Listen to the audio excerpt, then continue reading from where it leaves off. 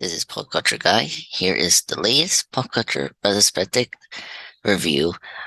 It's on Christopher Nolan's third and final Batman film, The Dark Knight Rises. This year is its 10th anniversary, which is good. Let's discuss this epic superhero film. This year marks the 10th anniversary of Nolan's widely satisfying but divided Bat finale, The Dark Knight Rises. It's not perfect movie like its predecessor, The Dark Knight.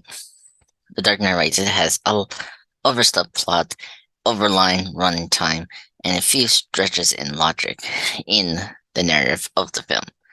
But it still holds up a decade later, in my opinion.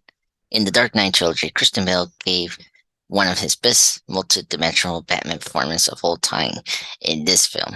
The final chapter of the trilogy takes place years after The Dark Knight, 8 years, as stated in the film, picks up with Bruce Wayne at the end of his role. Bale's performance in The Dark Knight Rises evokes the aging and grizzled Batman seen in The Dark Knight Returns. Throughout the film, this semi-retired Cape Crusader reluctantly springs back into action.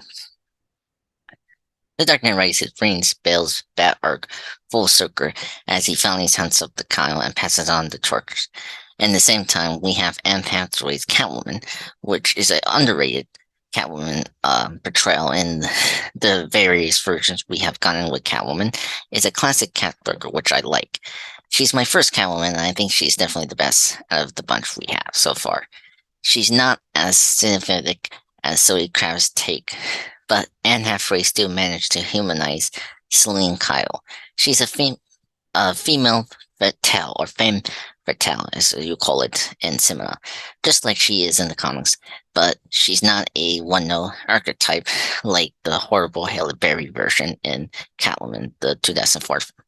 And of course, there's is Nolan's third Batman film main antagonist slash villain, Bane. Tom Hardy's iconic turn as Bane is incredible. I mean, it's iconic. The most quotable and visually looking villain we have in the last 10 years. When he was cast as the main villain in The Dark Knight Rises, I was so ecstatic. His turn as Ames in Inception, of course, in 2010, I was definitely hooked on that because I thought Tom was really great in Inception.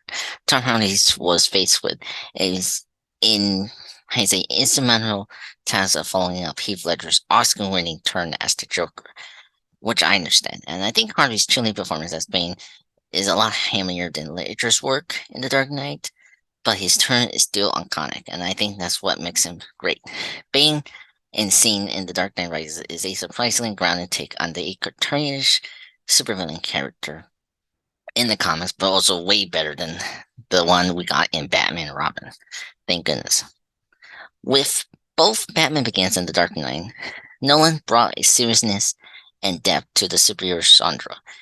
Now, this third one is memorable, but it's messy and endlessly memorable at the same time. Dark Knight Rises may not be everyone's favorite Batman film.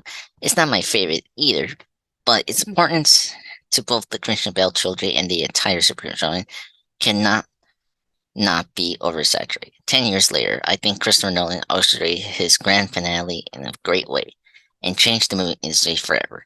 The Dark Knight Rises saw Nolan wrestle with the themes of legacy and consequences, as Bruce Wayne wonders either or not his efforts as Batman have actually made a difference to Gotham City. Batman's greatest superhero is his humanity, which is great, and that's why I really love Batman as a character. In the process of becoming Batman and hoping he can make things better, Wayne constantly has doubts and wonders how, after all these years, things sometimes appear to be worse. He asks himself, am I making a difference? Am I making an impact? Is it about our own individual legacies, which is something we're always with every time in life?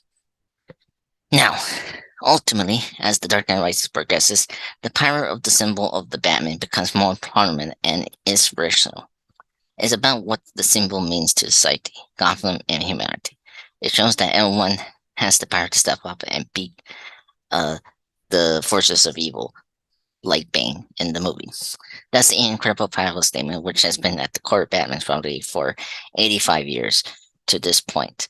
As with this 10th anniversary, I think one of the great things to see The Dark Knight Rises and why it still holds up today for me, it really shows the depth of who Bruce Wayne is and what Batman is as a character for all these years as a superhero. And I highly recommend you guys to watch this third and final chapter in the Dark Knight trilogy.